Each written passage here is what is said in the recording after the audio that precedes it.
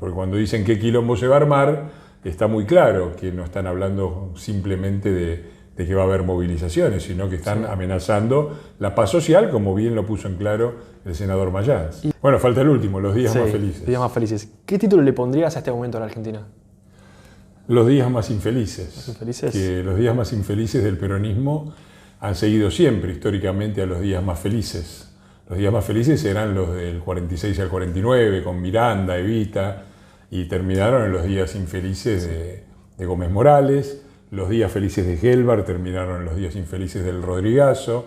Los días felices de la primera convertibilidad de Menem terminaron en el 2001 y en el ajuste monstruoso que hizo otro peronista, Duhalde con Remeslenikov. Y ahora estamos viviendo los días más infelices, que son producto de los días más felices de Néstor, en donde 4 o 5 años tiramos manteca al techo y ahora pagamos la cuenta. Exacto. ¿Crees que estamos ante el último mandato de esta línea política? No lo sé, pero es lo que espero. A mí me parece que el peronismo está agotado, no solo el kirchnerismo.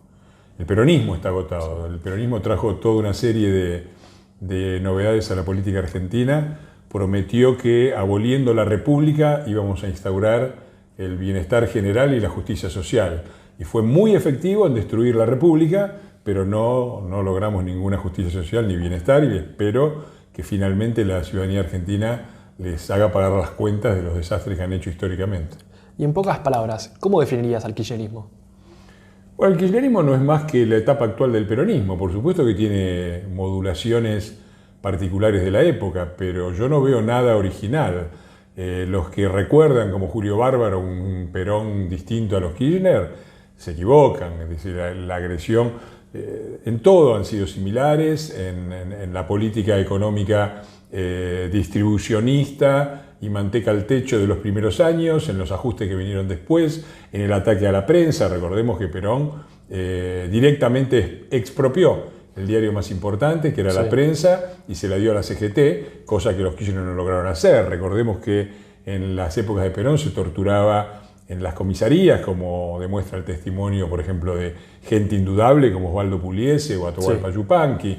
Es decir, el primer régimen peronista fue aún más totalitario y autoritario que el kirchnerismo. Así que yo no veo un cambio, una adaptación sí a los tiempos que corren y por lo tanto una menor virulencia, que todavía está por verse, porque todo esto todavía no se terminó. Si la tocan a Cristina, ¿qué quilombo se va a armar? Me genera bronca e impotencia. Primero el tono en el que te hablan, ¿no? Es el tono en el que habla el padre a un hijo, una autoridad. Evidentemente se consideran por encima del resto de la Argentina. Y segundo, me parece que se tienen que hacer cargo, porque esa frase es la misma de Mayans. Ahora todo el mundo está escandalizado por la frase de Mayans, que dijo, levanten el juicio a vialidad si quieren paz social. Es exactamente lo que dijeron. Una amenaza. Bueno, pero es la misma que ahora, ¿no? Si la tocan a Cristina, entendiendo por tocar a Cristina que vaya a juicio, que el fiscal... Vos fijate el desparramo que han armado cuando solamente hemos escuchado el alegato. Imaginémoslo a qué están dispuestos a llevar las cosas si las llegan a condenar. Porque cuando dicen qué quilombo se va a armar, está muy claro que no están hablando simplemente de que va a haber movilizaciones, sino que están amenazando la paz social, como bien lo puso en claro el senador Mayans. ¿Y qué sensaciones te dejó el atentado a la vicepresidenta? Una sensación de tristeza y de impotencia, de vivir en un país donde el gobierno, que es el responsable del orden público, alienta el caos. Un caos en el que cualquier loquito puede hacer cualquier cosa. Yo me permito recordar, y además la bronca después de la victimización y de la culpabilización de la oposición. Yo me permito recordar, qué sé yo, que en el mundo hay locos sueltos y que por lo tanto las figuras importantes tienen que estar bien protegidas. Bueno, a Bolsonaro lo apuñalaron. Sin necesidad de ir a Bolsonaro, porque con Bolsonaro también se podría entender la campaña del odio. John Lennon, a John Lennon lo mató un loquito. A Olof Palme, en un país absolutamente pacífico, donde no había grieta, fue un loquito y lo mató. Entonces, hay una responsabilidad del gobierno de proteger la integridad física de los componentes de todo el arco político, no solo los de ellos, también los nuestros, que no se ha cumplido.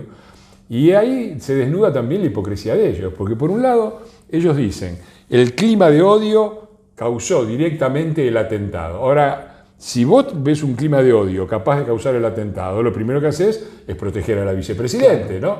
Entonces, dejándola completamente desprotegida, o son idiotas e inútiles o son cómplices.